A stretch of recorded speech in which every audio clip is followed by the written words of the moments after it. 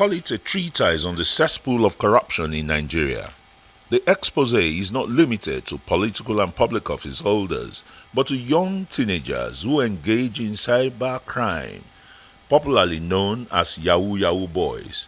They cost the Nigerian economy several millions of dollars. Nigeria faced a staggering onslaught of cybercrime. This thing you call Yahoo. Well, you might harassing all these small boys all over the place. It's not small. It's not small.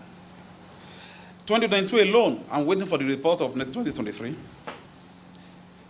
We discovered that more than 71% of Nigerian industries, companies and firms fell victim to cybercrime. More than 71% of these companies you see in Nigeria are operating.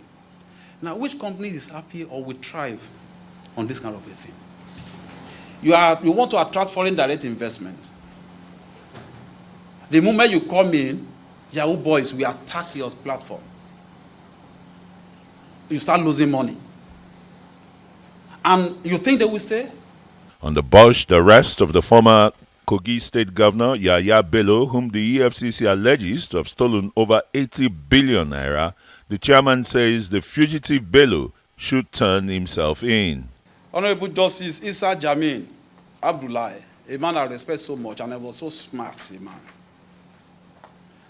I will read to you the last 2-3 paragraphs of his judgment.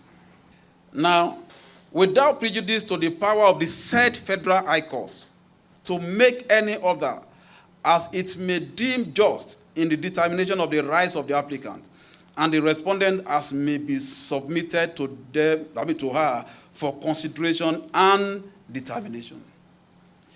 Another is hereby granted directing the respondent to bring before the said Federal High Court. It was Kogi State High Court that directed the Efcc enforcer to go and file a charge against him, as against what is being touted out there.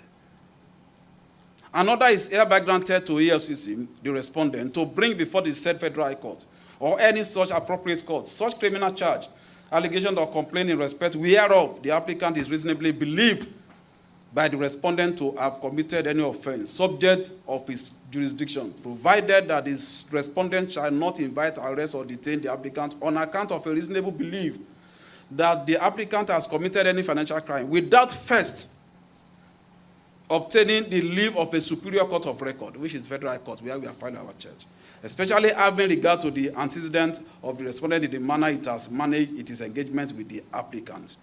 We are not stopping there. It's been watch listed all over the world.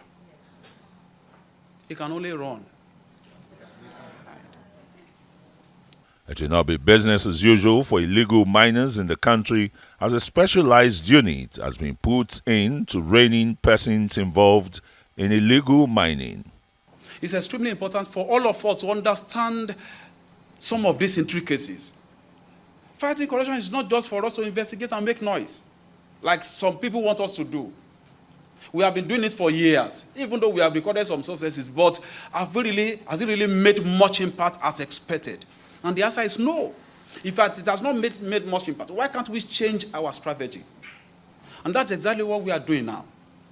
And so I'm dedicating a whole directorate to undo that.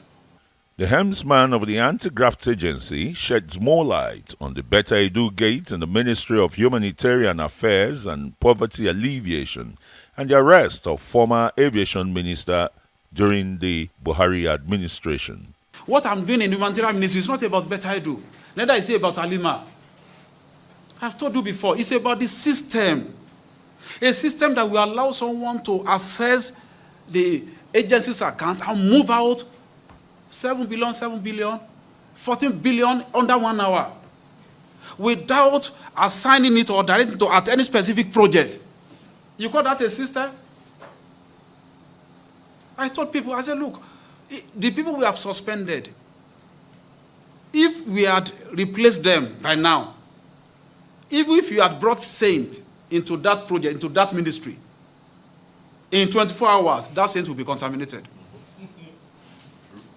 So it's not about Better Edu, please. Neither is it about Alima. Don't let us personalize these things. Don't let us single out individuals. It's about the system.